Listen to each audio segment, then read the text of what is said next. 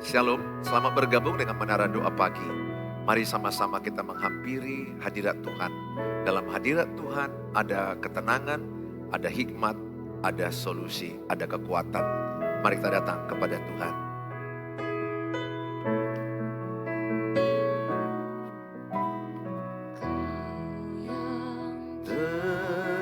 Terindah di dalam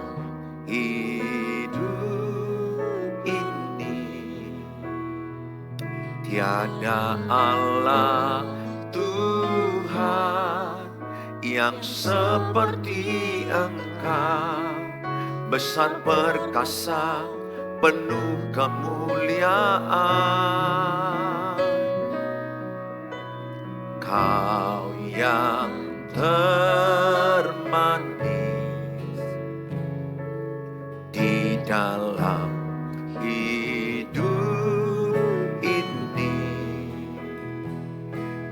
cinta Kau lebih dari segalanya, besar kasih setiamu kepadaku. Kau yang terindah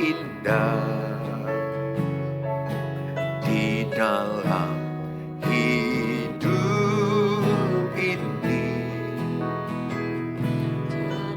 Allah Tuhan yang seperti Engkau, besar perkasa, penuh kemuliaan. Kau yang termanis di dalam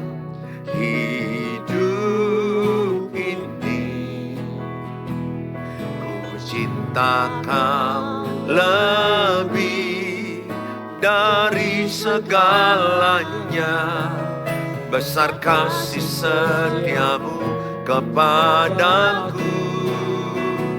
Ku sembah Kau ya Allahku, ku tinggikan namamu selalu. Tiada lutut tak bertelut menyembah Yesus Tuhan Rajaku.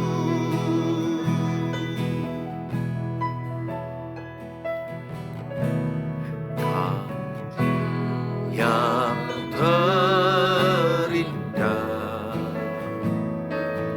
di dalam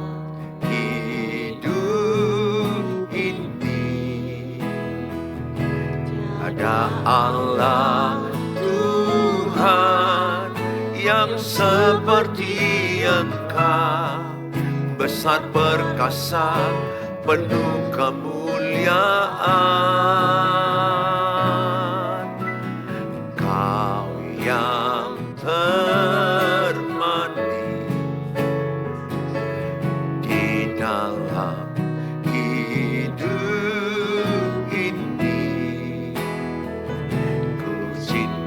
Kau lebih dari segalanya, besar kasih setiamu kepadaku.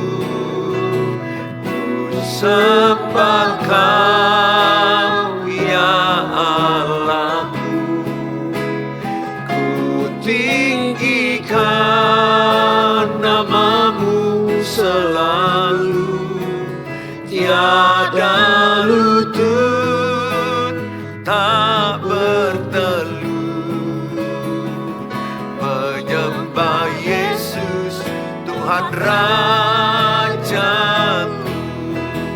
Ku sembah Kau ya Allahku, ku tinggikan namamu selalu. Semua lidah kan mengaku Engkau Tuhan Rajaku, sembahkan ya Allah, ku tinggikan namamu selalu, tiada lutut kan bertelut, menyembah Yesus Tuhan Rajaku, sembahkan ya Allah, ku tinggikan namamu selalu, semua lidah kan mengaku, Engkaulah Yesus Tuhan Rajaku, Engkaulah Yesus Tuhan Rajaku, Engkaulah Yesus Tuhan Rajaku.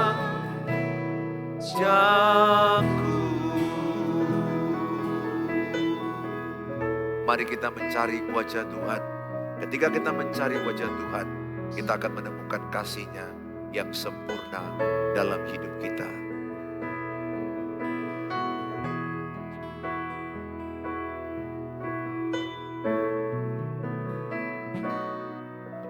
Ku cari wajah-Mu, temukan kasih-Mu.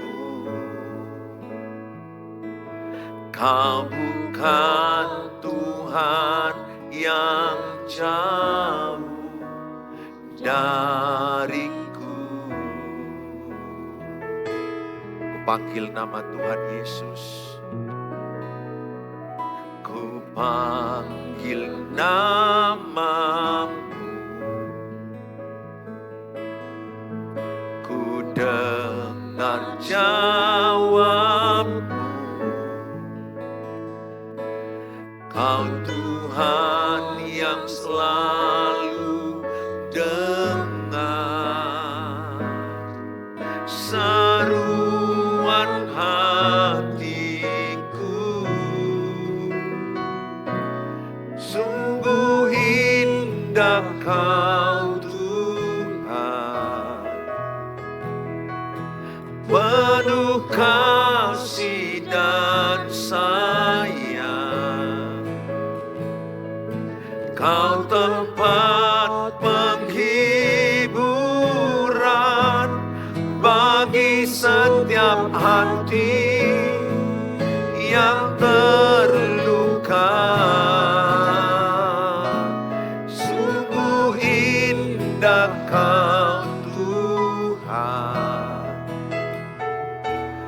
menara perlindungan.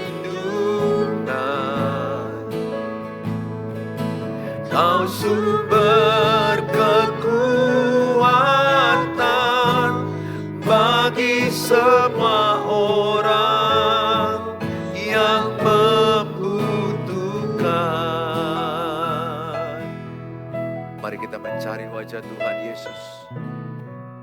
Ku cari wajah-Mu, temukan kasih-Mu. Kau bukan Tuhan yang jauh dariku. Mari kita panggil nama Tuhan Yesus. Ku panggil namamu. Ku dengar jawabmu. Kau Tuhan yang selalu dengar seruan hatiku.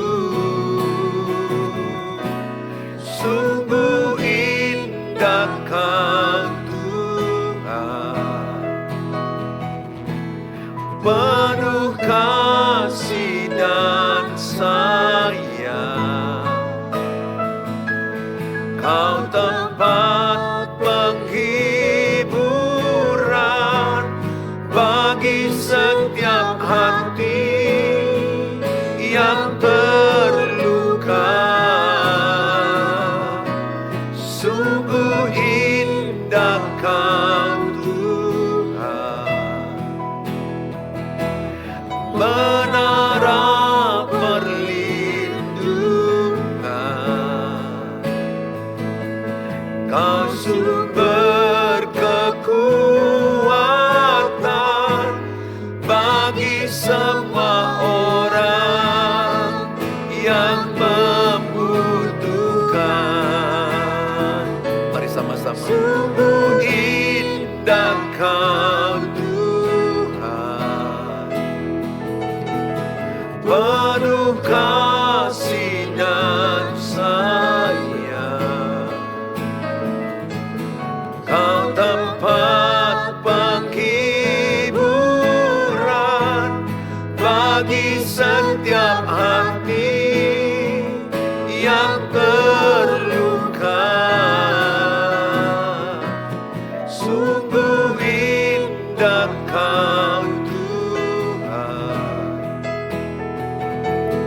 menara perlindungan. Kau sumber kekuatan bagi semua orang yang membutuhkan.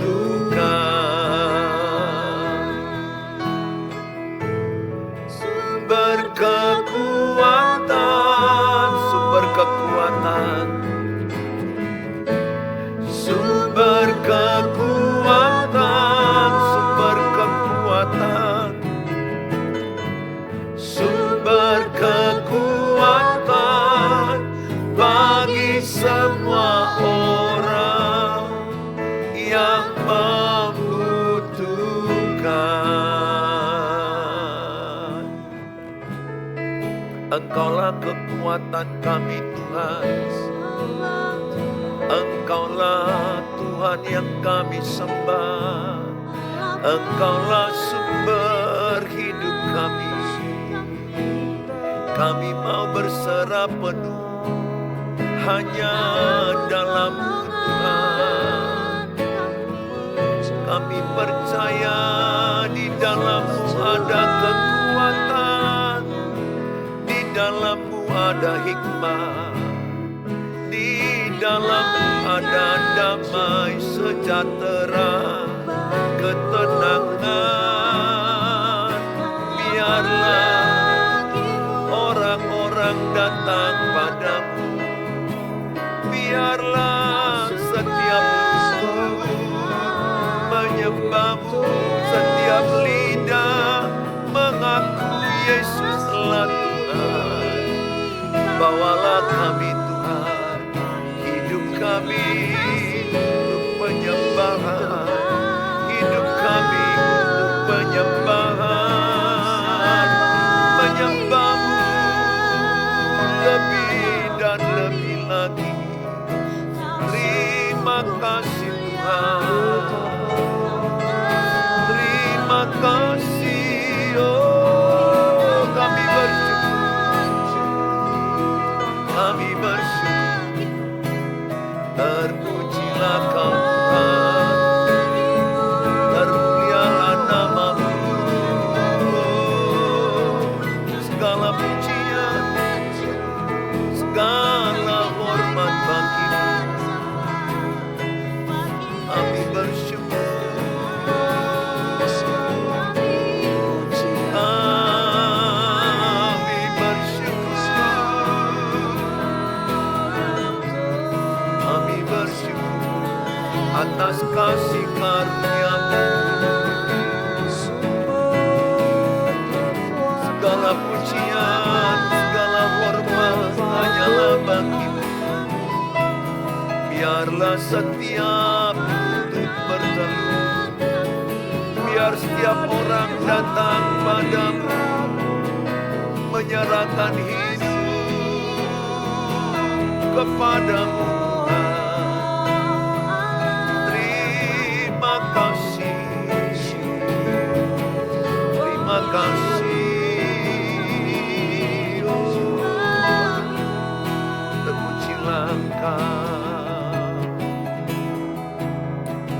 kasih Tuhan.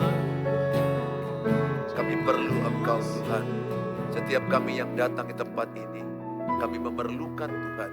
Semua jemaat online yang menyaksikan, kami memerlukan Tuhan.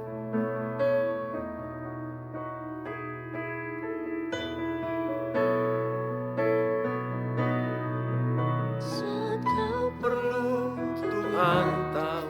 Saat kau minta, Tuhan dengar. Saat percaya, Tuhan bekerja. Saat menangis, Tuhan tahu. Saat berdoa, Tuhan dengar. Saat bersyukur, Tuhan berkati. Saat kau perlu, Tuhan tahu. Saat kau minta, Tuhan dengar. Saat percaya, Tuhan bekerja. Saat menangis, Tuhan tahu. Saat berdoa, Tuhan dengar. Saat bersyukur, Tuhan berkati. Saat kau perlu, Tuhan tahu. Saat kau minta, Tuhan dengar. Saat percaya, Tuhan bekerja. Saat menangis, Tuhan tahu. Saat berdoa, Tuhan dengar. Saat bersyukur, Tuhan berkati. Saat bersyukur, Tuhan berkati. Saat bersyukur, Tuhan berkati.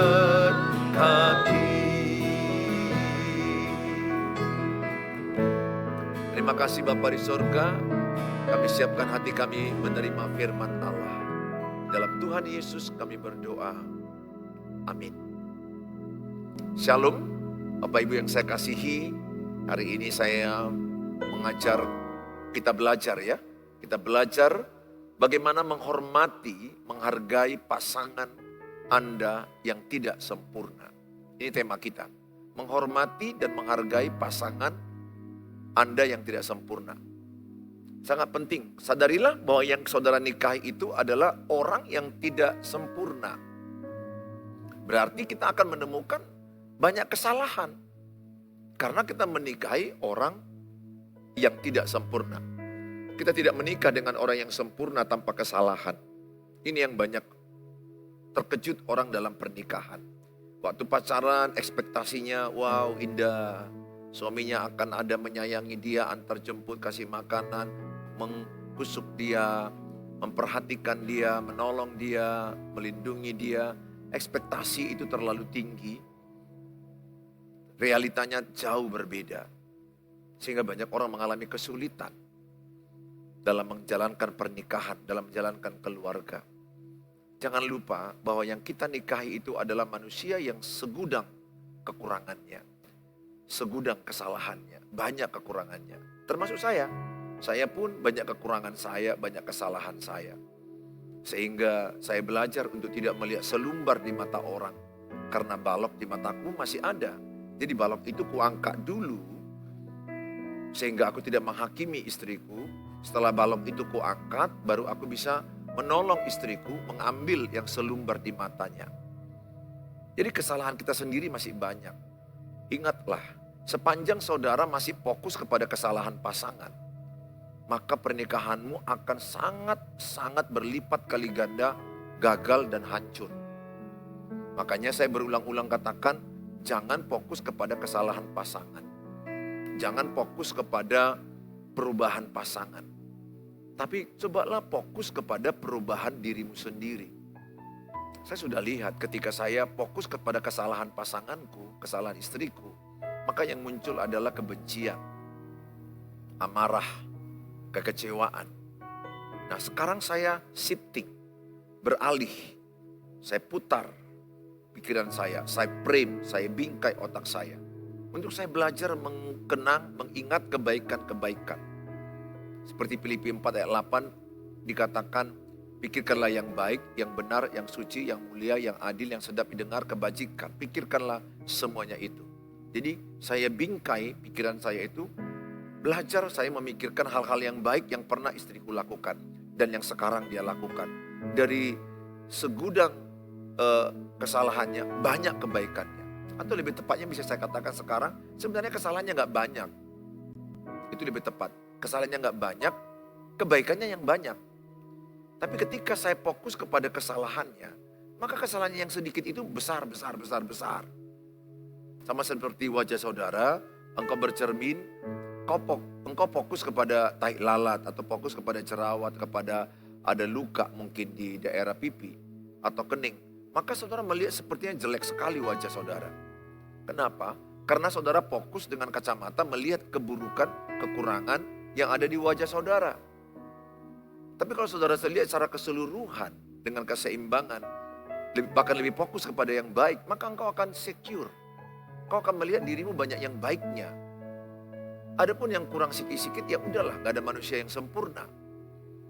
Sehingga ketika engkau insecure, ketika engkau berfokus kepada kekurangan, engkau berfokus kepada kesalahan orang lain, jadi engkau insecure. Menciptakan secure, rasa aman dan nyaman. Kita belajar melihat diri kita itu secara keseluruhannya banyak yang baiknya. Dan kita jujur, masih ada yang kurang. Nah itu yang benar. Jadi istri kita itu sebenarnya, atau suami yang saudara pilih, istri yang saudara pilih, kan gak mungkin saudara memilih dia jadi suami, jadi istrimu. Kalau semua salah, mana mungkin dong. Pacaran aja gak mungkin. Bagaimana kita memacari orang yang menyebalkan kita, memacari orang yang menyakiti kita terus menerus, mana mungkin. Pastilah karena kita lihat ada kebaikan, sehingga kita meneruskan berpacaran sampai ke pernikahan. Nah, sering sekali ketika ada masuk ke pernikahan, yang kita fokuskan kesalahan, kekurangan. Kebaikannya kita bilang gak ada lagi. Akibatnya apa? Akibatnya saudara semakin benci dengan pasangan, marah dengan pasangan, kecewa dengan pasangan, sehingga hubungan pernikahanmu makin lama makin renggang, makin retak. Dan di sini masuk orang ketiga. Orang ketiga akan masuk yang mungkin engkau belum bersama dengan dia, melihat dia, wah ini lebih baik, ini lebih baik, ini lebih baik. Karena engkau baru lihat hanya bertemu sebentar, atau mungkin dalam perselingkuhan sebentar, ya yang baik-baik lah. Orang juga pacaran yang baik-baik yang dimunculkan. Perselingkuhan juga kan yang baik-baik dipertunjukkan. Yang enak, yang baik-baik. Tapi coba masuk ke dalam realita pernikahan. Ini saya baru dapat WA. Baru saya pulang khotbah dari PLN, tiba-tiba ada WA masuk sama saya. Dia menangis dalam pernikahannya. Dia berpikir dalam pernikahannya ini dia akan lebih baik lagi hidupnya. Ternyata banyak hal yang membuat dia kesulitan, penderitaan dan duka. Oleh karena itu saya mengajak semua saudara, ayo kita rubah cara berpikir kita. Nah, bagaimana kita menghormati, menghargai pasangan kita yang penuh kekurangan, yang penuh dengan kesalahan, yang penuh dengan ketidaksempurnaan. Dalam 1 Petrus 3:7, demikian juga kamu hai suami-suami, hiduplah bijaksana dengan istrimu sebagai kaum yang lebih lemah. Ya, di PowerPoint ada itu. Hormatilah mereka sebagai teman pewaris dari kasih karunia, yaitu kehidupan. Supaya doamu jangan terhalang. Ayat ini berkata, demikian juga kamu hai suami-suami, hiduplah bijaksana dengan istrimu. Hiduplah bijaksana dengan kekurangan istrimu. Hiduplah bijaksana dengan kelemahan istrimu. Hiduplah bijaksana juga dengan kelebihan istrimu. Jadi kita suami itu kalau mau bagus dalam pernikahan, kita semakin bijaksana. Gak sembarangan berkata-kata, gak sembarangan berespon. Kita memikirkan bagaimana dia supaya happy, supaya sehat, supaya baik. Kita hindari kata-kata yang membuli, yang toksik sama dia. Kita berjuang bagaimana menjadi orang yang tepat kepada istri kita. Sehingga istri kita itu merasa beruntung memiliki kita. Kita berjuang ke arah itu. Gak hanya saudara, saya pun seperti itu. Saudara yang saya kasihi, Efesus 5 ayat 33. Bagaimanapun juga bagi kamu masing-masing berlaku, kasihilah istrimu sendiri. Kasihlah istrimu seperti dirimu sendiri. Dan istri hendaklah menghormati suaminya. Efesus 5:33 ini mengajarkan saya mengasihi istri saya seperti saya mengasihi diri saya sendiri. Bagaimana saya mengasihi diri saya, begitulah saya mengasihi istri saya. Makanya kalau saya menyakiti istri saya menyakiti diri saya sendiri. Kalau saya membahagiakan istri saya membahagiakan diri sendiri. Ada banyak orang menyakiti istrinya, dia pikir istrinya aja yang sakit. Dia pun sakit. Karena kita tidak lagi dua, tapi satu daging, satu perasaan. Maka saya berjuang bagaimana membuat istri itu happy, ketawa, sehat, bahagia. Saya berjuang dari diri saya. Tanpa menuntut supaya dia membahagiakan saya juga. No. Kalau saudara mau memiliki kasih yang tulus, kasih aja, jangan minta balasan. Itu yang tulus. Just do it. Lakukan aja bagian kita mengasihi dia dengan tulus. Membuat dia bagaimana bahagia, ketawa, sehat, sukacita, semangat. Kalau dia sebaliknya membuat kita jengkel, ya udahlah, itu kan bagian proses masing-masing. Saya begitu dalam menjalankan pernikahan saya. Membangun hubungan saya dengan anak-anak, saya begitu. Saya lakukan tugas saya sebagai ayah, just do it. I love them. Aku kasih mereka yang terbaik. Anakku suatu waktu bisakah mengecewakan saya? Iya, tetap bisa juga. Tapi saya tetap mengasihi mereka. Karena saya tidak fokus kepada perubahan mereka. Saya tidak fokus kepada perbuatan mereka. Saya fokus kepada perubahan hidup saya. Demikian juga yang saya lihat dalam membangun pertemanan di mana-mana saya sekarang ada sebagai Ketua Yayasan Bethel Sumatera Utara. Saya memimpin banyak hamba-hamba Tuhan, mengayomi. Saya juga bisa mengembalakan jemaat yang begitu banyak sekarang beribadah. Yang saya gembalakan. Saya harus mengasihi mereka dengan tulus. Tidak penting saya berpikir apa yang membuat ke saya. Tidak. Kasih Yesus itu kasih agape. Kasih satu arah itu artinya kasih yang tidak minta dibalas. Kasih yang tulus. Maka saya berharap suami istri. Hormatilah suami, hormatilah kekurangan istrimu. Hormatilah istrimu dalam kekurangan. Nah, itu tepat. Istri, hormatilah suamimu dalam kelemahannya. Istri, hargailah pas suamimu dalam segala kekurangan kelemahannya. Suami, hargailah istrimu, hormati istrimu dengan kekurangan. Apapun yang menjadi kesalahan dia, kita belajar untuk menghormati dia. Jadi saya mengajak semua saudara untuk belajar menghargai, menghormati pasangan dalam kekurangan. Kalau menghormati, menghargai orang dalam kelebihan itu biasa. Kasih Tuhan Yesus itu mengajak kita menghormati, menghargai orang dalam kekurangan. Ya. Nah saudara, dalam Yakobus 3 ayat 2. Sebab kita semua bersalah dalam banyak hal. Itu Yakobus 3 ayat 2. Dalam Yakobus 3 ayat 2 dikatakan, sebab kita semua bersalah dalam banyak hal. Semua artinya tanpa pengecualian. Banyak hal bukan hanya sekali atau dua kali. Tapi dalam banyak hal. Dengan menerima yang kekurangannya sebagai hal yang tak terhindarkan. Saya dapat menghargai dan menunjukkan bukti positif dari anugerah Tuhan. Jadi orang yang mengenal kasih Tuhan, yang hidup dalam kasih Tuhan, adalah tetap kita menghormati orang dalam kekurangannya. Makanya saya bilang tadi sama istri, hormatilah suamimu dalam kekurangannya. Kalau mau, pernikahanmu bagus. Sering sekali istri komen ke saya, Pak Pendeta, bagaimana saya menghormati pasangan saya yang berselingkuh? Bagaimana saya menghormati pasangan saya yang mabuk, alkohol, yang berbuat dosa dan jahat, yang memukul saya? Nah, saya ajarkan berkali-kali. Lihat, Tuhan Yesus itu benci dengan dosa, mengasihi orang berdosa. Saya orang berdosa dikasih Tuhan. Katakanlah contoh saya punya ada kelemahan, katakanlah berbohong. Yang dibenci Tuhan sifat kebohongan saya. Atau contoh sifat saya buat lagi, contoh saya sombong. Yang dibenci Tuhan kepada saya, sifat sombong saya. Tapi pribadi saya dikasihi Tuhan. Harus paham di sini Bapak Ibu. Bapak Ibu ketika melihat suamimu selingkuh, betul, saya pun gak setuju. Alkitab pun tidak setuju dengan perselingkuhan. Alkitab pun benci dengan perselingkuhan. Tuhan pun benci dengan perselingkuhan. Tapi Tuhan mengasihi orang yang berselingkuh. Oleh karena itu coba kacamata kita berubah. Ini tergantung ibu ya. Kalau ibu mau membangun rumah tangga yang diperbaikan, dipulihkan, ikuti Alkitab. Jadi tetap menghormati dia. Walaupun itu tidak mudah. Tapi ada kasih karunia Tuhan Yesus. Ada kuasa Roh Kudus. Kasih karunia artinya ibu dimampukan.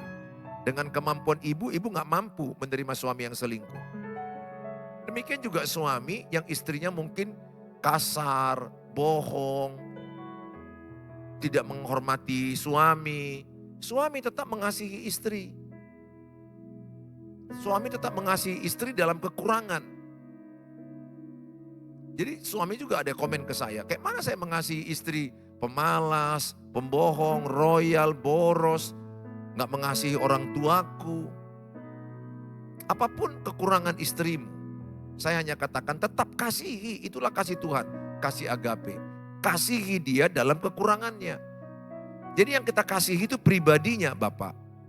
Jadi Bapak mengasihi pribadi istri, tapi tetap kita akan bahas bagaimana kekurangannya itu jangan dilanjutkan. Katakan berbohong, katakan dia boros, kasar. Tetaplah kita akan berjuang bagaimana dia melepaskan kekurangan itu. Ya, Bapak Ibu yang saya kasihi, ingatlah yang kita nikahi itu bukan Superman. Yang kita nikahi itu bukan Batman. Yang kita nikahi itu adalah manusia yang penuh kekurangan. Jadi ada ruang kegagalan, ada ruang kesalahan. Saya semakin menyadari itu. Jadi ketika anak-anakku punya kesalahan, saya sadar mereka juga jauh dari kesempurnaan. Dan ketika saya juga menemukan kesalahan saya sadar saya juga orang tidak sempurna. Yang penting saya bangkit dari kesalahan saya bertobat dari dosa saya. Itu yang saya lakukan. Jadi anak-anak saya juga begitu ketika buat salah, buat gagal, aku belajar menerima mereka. Mendampingi mereka, menolong mereka. Pesan saya sebagai Bapak Pendeta, hamba Tuhan. Ayo Ibu, Bapak. Ayat ini berkata, sebab kita semua bersalah dalam banyak hal. Yakobus 3 ayat 2. Jadi yang ibu nikahi, suami yang ibu nikahi itu adalah suami yang banyak kesalahan. Tidak sekali, tidak dua kali, berkali-kali. Demikian juga suami. Yang kau nikahi adalah istri yang banyak kesalahan. Banyak istri yang gak sekali dia salah, gak dua kali dia salah. Sering sekali saya menjumpai, berkali-kali dia salah Pak, berkali-kali dia salah, berkali-kali dia buat.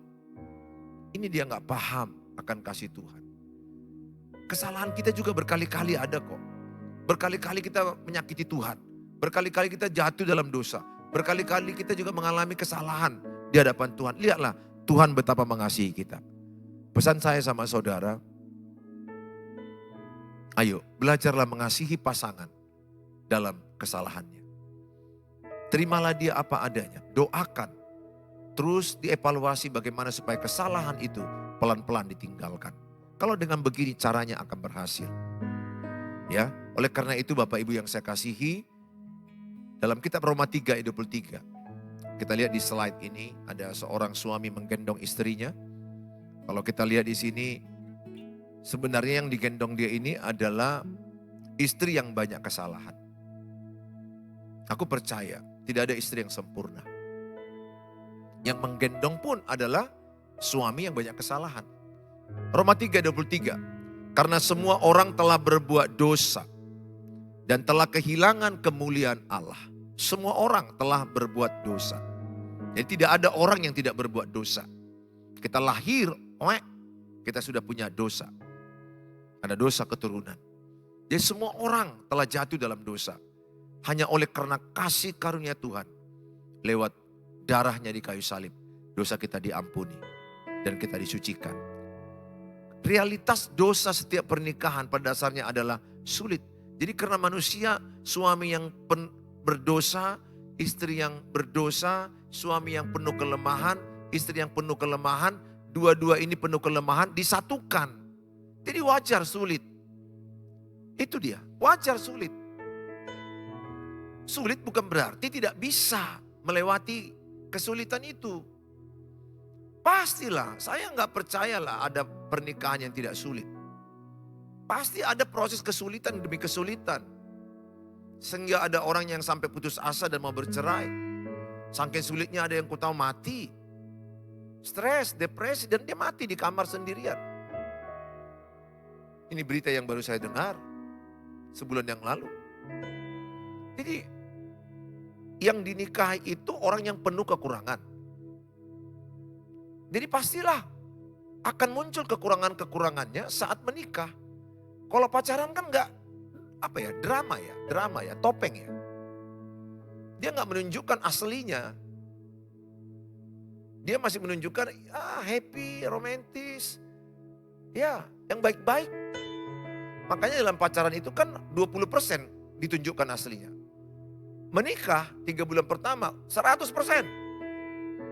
Karakter asli akan muncul. Di situ kita harus belajar.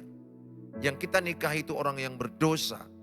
Orang yang penuh kekurangan, penuh kelemahan.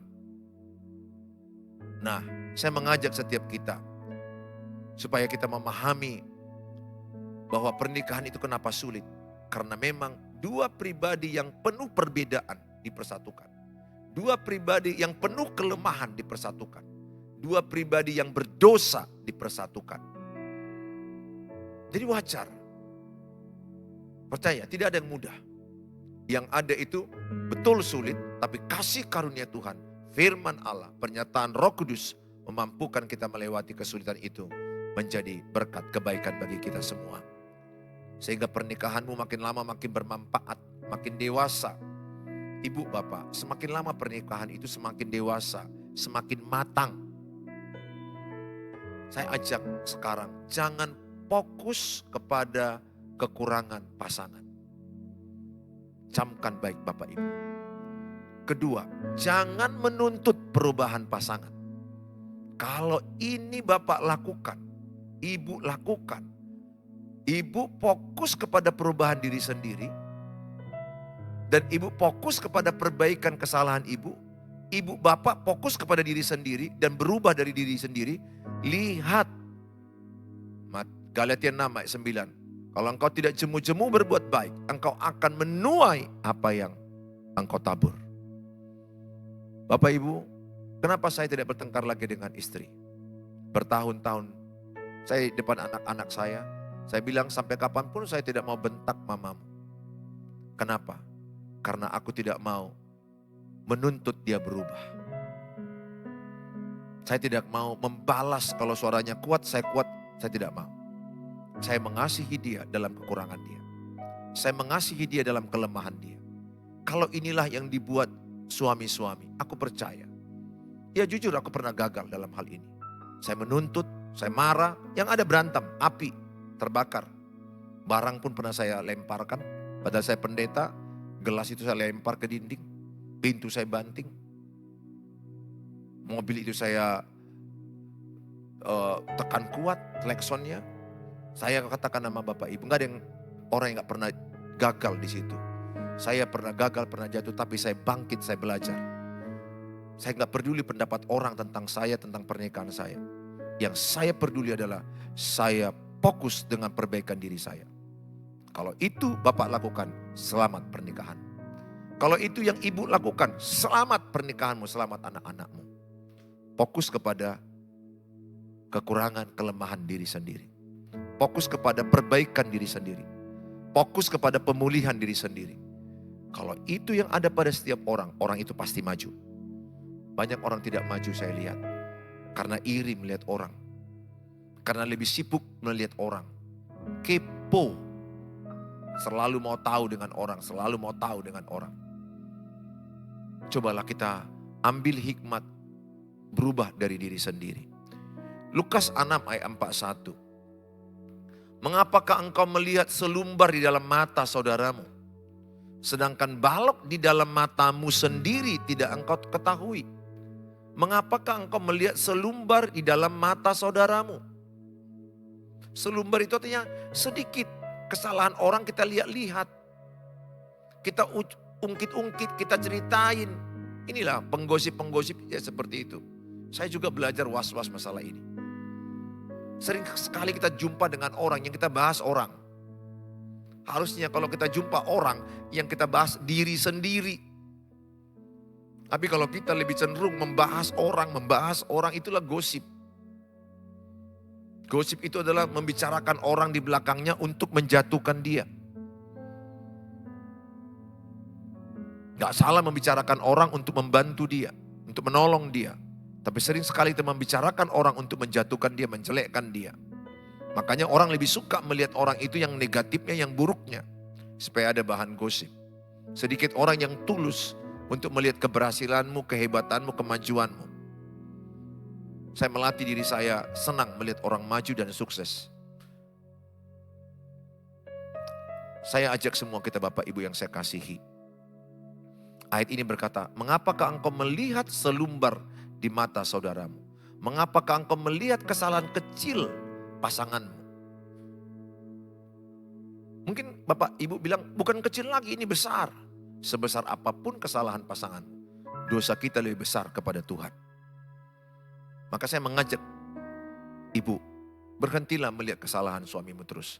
Ibu yang saya kasih, saudaraku yang di YouTube, yang sudah banyak curhat ke saya di WA 08 11 63 73 47. Ibu-ibu udah banyak curhat ke saya kan, udah berapa puluh orang ini, mungkin 100-an sudah.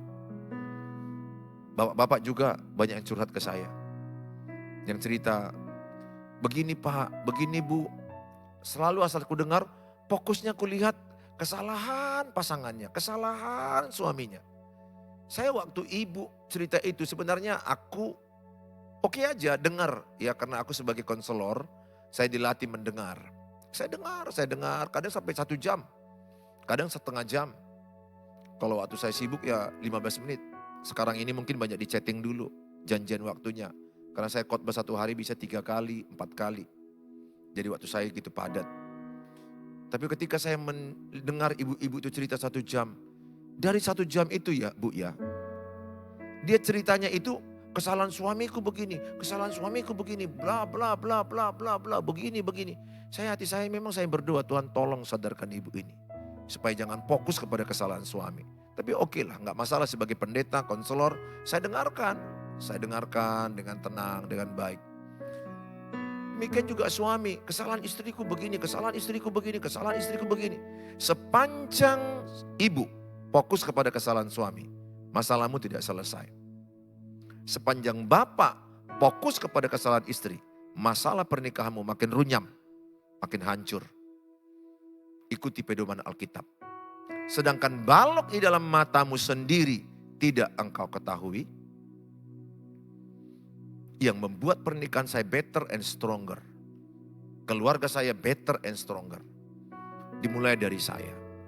Saya tidak mau menyalahkan anak-anak sekarang ini. Saya tidak mau menyalahkan istri saya.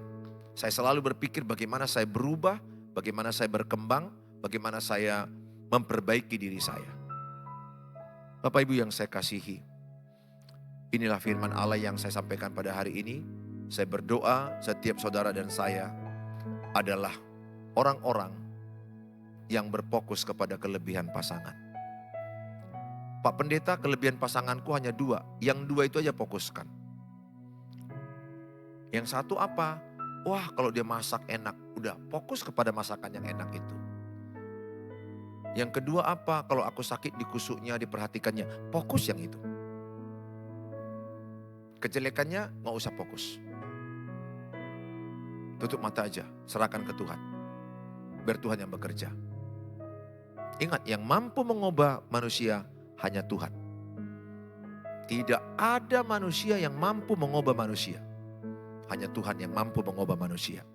Pesan saya, hormatilah, hargailah, kasihilah pasanganmu dalam kekurangannya, dalam kelemahannya, dalam dosa-dosanya. Yang kedua, fokuslah kepada kelebihan pasanganmu. Ketiga, fokuslah kepada perubahan dirimu sendiri. Tuhan Yesus memberkati Bapak Ibu. Ini sharing pada hari ini. Semangat ya. Saya selalu tiap hari mendoakan kalian. Saya tahu perjuangan Bapak Ibu berat. Saya sudah lewati perjuangan itu. Ya, sampai sekarang juga masih berjuang.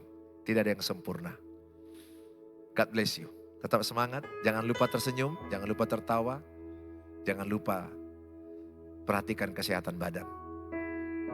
Ya, jangan fokus kepada masalah ibu. Lakukan apa yang bisa ibu lakukan. Selebihnya serahkan kepada Tuhan.